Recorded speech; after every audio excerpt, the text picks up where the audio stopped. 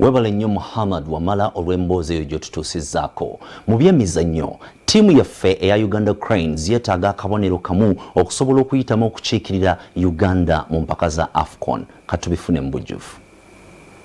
Uganda Cranes yakuzanya ne ttiimu y'eggwanga ya Malawi ku Mmande ya Ssabbiiti ejja mu mupiira ogusalawo beeyitawo okugenda mu mpaka za AFCON, nga ttiimu ya Malawi gye bagenda okuzanya abazannyi bayo bonna bazanyira mu ggwanga erya South Africa. Ku Uganda Cranes kuliko abazannyi basatu abazanya mu ggwanga erya South Africa, okuli Captain Denson Nyanga azanya mu klabu ya Mamelodi Sundowns, omuwutanyi Moses Wise azanya mu klabu ya SuperSport United, ssaako n'omutebi Patrick Nsiagi ng'ono azanya mu klabu ya Jomos Komos. Moses Wise nga omupiira ogwasembayo gwa Burkina Faso yazanya bulungi nnyo, agumiza bannayuganda nga batalina kutya konna kubanga abazannyi bano babamanyi bulungi era Uganda yakuyitawo. Temanyi abazannyi bali mu liigi South Africa mbamanyi balungi, ne ttiimu ya Malawi nga yo erina confidence kozi yagoba omupiira gwabwe gwe bakamala, so bagenda bane morale eri waggulu.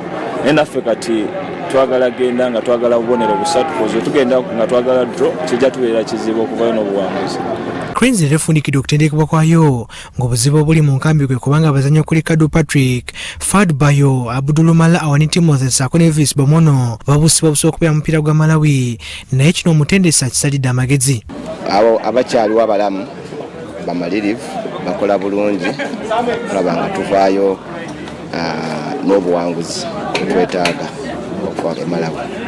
Spirit eri waggulu, obumalirivu weebuli, so ekisigalidde kyokka ssaawa tubenga tuteekamu nkola tuze tudisikasi nga ne tuze tukolako mu training. Omutendesi ayogedde ne ku bukodyo bw'asuubira okukozesa nga batuuka ne ttiimu y'eggwanga ya Malawi. Tetera nnyo kuba nkola yange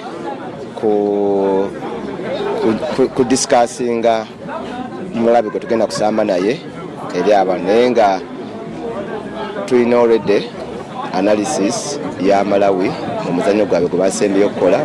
Tumaze okusoma obunafu alina amaanyi gaabwe era tulina enteekateeka, naye nga kisigala kya kafeke.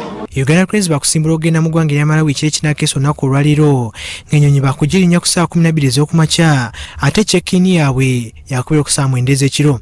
Cranes bakwesa ennyonyi ya Uganda Airlines empangise nga wetwogera kati akulira ttiimu z'eggwanga Paul Mutakabala ssaako ne Dr. James Kajuga akulira ebyobulamu mu Fufa baatuuse dda mu ggwanga erya Malawi. Ttiimu ya Uganda ssaako n'eya Malawi bakasisinkana enfunda 26 nga ku zino Uganda ewanguddeko enfunda 11, Malawi bawanguddeko enfunda 8 ssaako n'okukola amaliri ga mirundi 7 ng'omupiira ogwasembayo gwaliyo omwaka gwa 2014 mu kisaawe Namboole, Uganda we yakubira Malawi gozi 2 ku bwerere.